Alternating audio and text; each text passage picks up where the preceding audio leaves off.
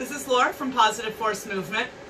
I'm going to talk a little bit today about making the sweep of the get up more accessible. So this is not a method that will immediately progress you to full get ups.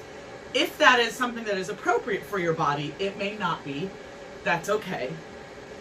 This is simply a way to make some of the benefits of the sweep portion of the Turkish get up accessible to those who maybe want to get smoother transitioning from the ground to standing, people who need to improve hip rotation ability, people who just want to get to know their bodies better, people who can do full get-ups, but who want to focus in on getting to know their hips and torso a little bit differently, a little bit better. So what we're going to do is imagine that we're at this stage of the get-up. Okay, so we've gone from the back to the elbow to the hand. This is where, if I was doing a full get-up, I would be ascertaining that my shoulders are packed, eye on the bell above me, assuming I have a bell, and sweeping through. Okay, so that's what the traditional get-up portion would be, and then back down, and then we'd go to the elbow and to the back. What we're going to do is elevate this to a bench, to your sofa, to whatever you have on hand that is stable, that can support you, and something that's about the height of something you would comfortably sit on. Notice I'm imagining this knee is the one that's up, the knee that's up is the hand that's up. So one variation of this is just right from this position. Imagine you have that bell in that upper hand,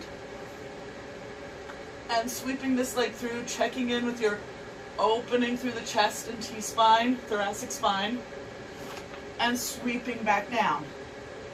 You might notice that this demands even a little bit more thoracic mobility for your body than doing it to the ground. That's where there's not a hierarchy of movements. This is one variation. So keeping arm pointed straight ahead, checking in that the shoulder's packed, driving through this foot that's bent, opening up, laser foot back.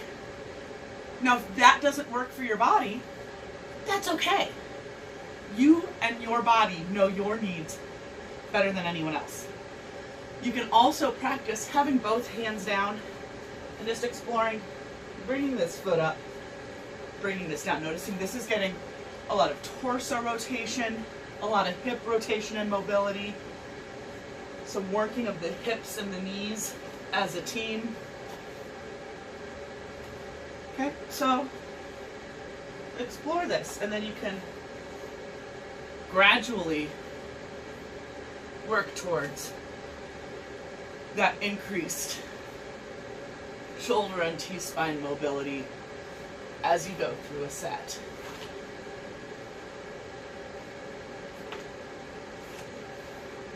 Okay, and you would do this on both sides, and just pay attention. Notice what distance from your hand your knee needs to be to leave room for your spine. You don't want to be here having a ton of lateral flexion through the spine, but also if you're way back here, you'll notice you're just not as stable, not as solid, not going to feel as engaged here. Get to know this. Approach it with curiosity. Open your heart and bring your foot through and back. Thank you so much.